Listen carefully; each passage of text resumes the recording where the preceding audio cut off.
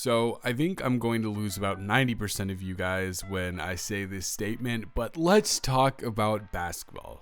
Yeah, I'm a giant basketball fan. I have been since I was about 5 years old. My favorite team, the 03-04 Pistons, of course, absolute legendary team. I'm from Michigan, so that's why that team means so much to me. Ben Wallace, Rasheed Wallace, Rip Hamilton, Tayshaun Prince, Chauncey Billups.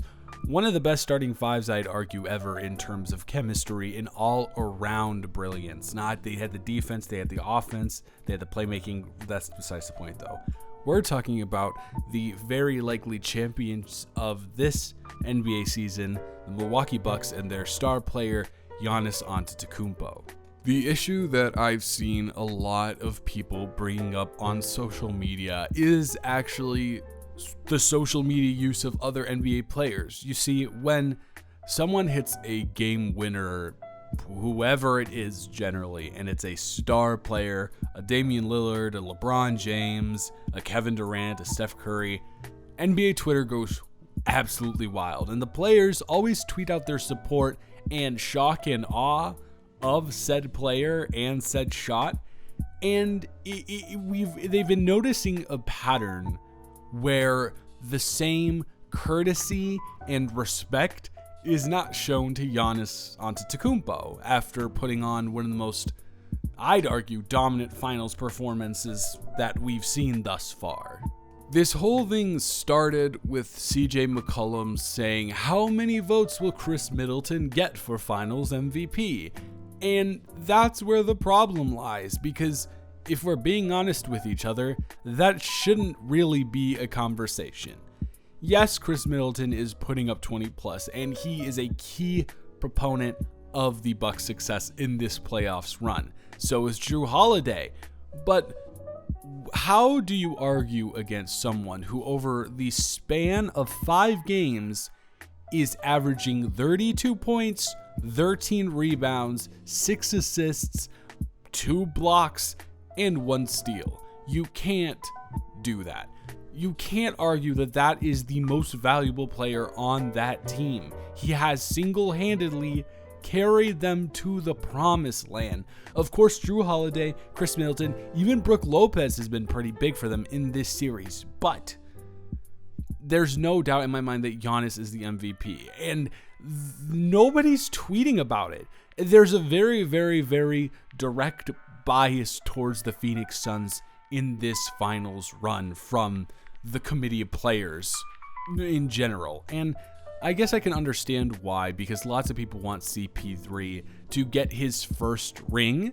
And I completely understand that. He's getting up there in age. He's probably going to be retiring in the next couple of seasons or so. But I think you can both appreciate the run, the absolute run that Chris Paul and Devin Booker have been putting on, while also appreciating the masterclass of work that Giannis Antetokounmpo has been putting on. And it's not like it's just he's been consistently great, but there's no highlight plays. The lob over Ayton is arguably one of the better plays in NBA Finals history. That's a screenshot that'll go down in history with the LeBron Wade screenshot with a picture where he has his hands out and he throws the lob.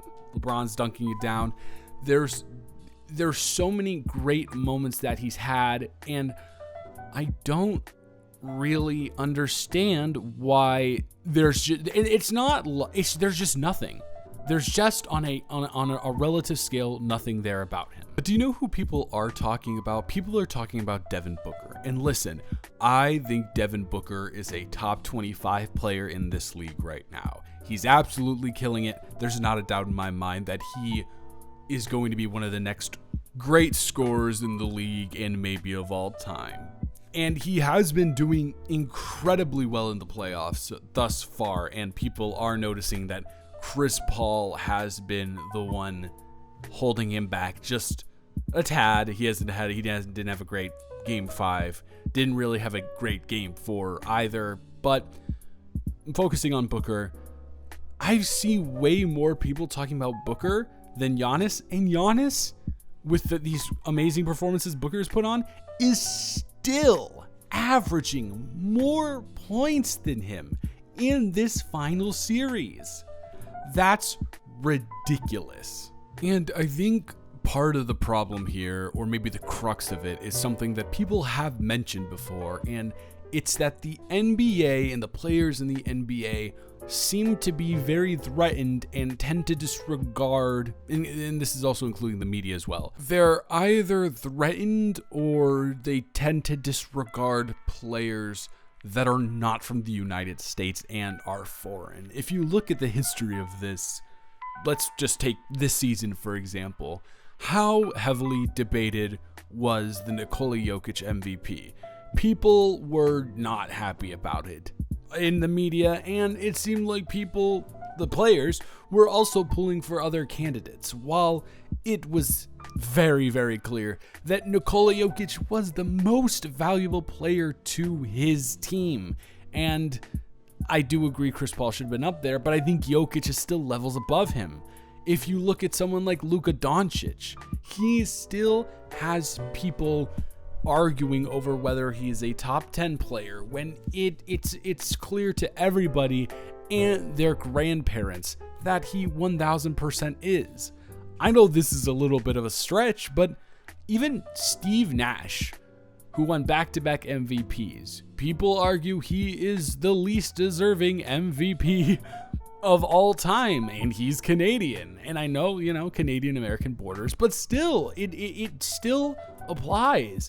People say that even though he was the definitive leader of those Suns teams that made it deep in the playoffs, and if you look at his advanced stats, he led the league in both true shooting percentage and assist percentage in both years. That's insane. And just because these players aren't the flashiest players, they don't go out and do crazy stuff, and they don't do a lot of endorsements, they seem to get put on the back burner for players that do that, such as the LeBron Jameses of the world, the Kevin Durant's of the world, the Steph Curry's of the world. I took a look at a list that ESPN published in 2019 of the 15 best finals performances of all time, and I would argue that Giannis's performance right now, that's happening at this very moment, deserves to be in the middle of that list, somewhere around the 8 or 9 spot.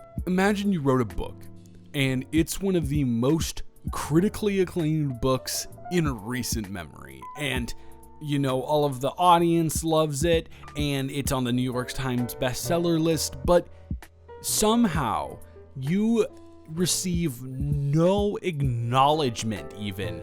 You don't really receive any praise, and you don't really receive any acknowledgement from any other authors or any other of your peers.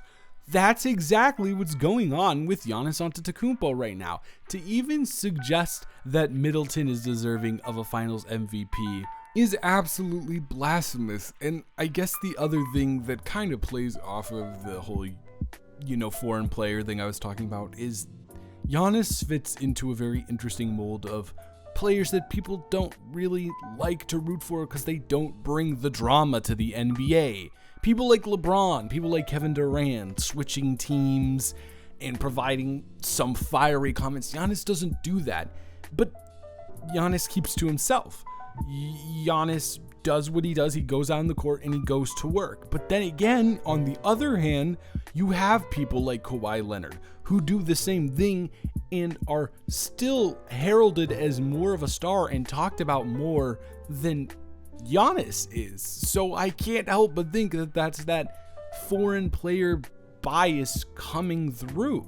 Ultimately, it's a really confusing piece of information, and I don't really know what to do with, but all I do know is that, as I said, we're witnessing one of the greatest finals performances ever, and he needs to be recognized by his peers for doing so. And now, I can't wait for the Phoenix Suns to win the next 2 games and completely reverse everything that I just said. Oh, and one final message before I sign off. Kendrick Perkins, go yourself.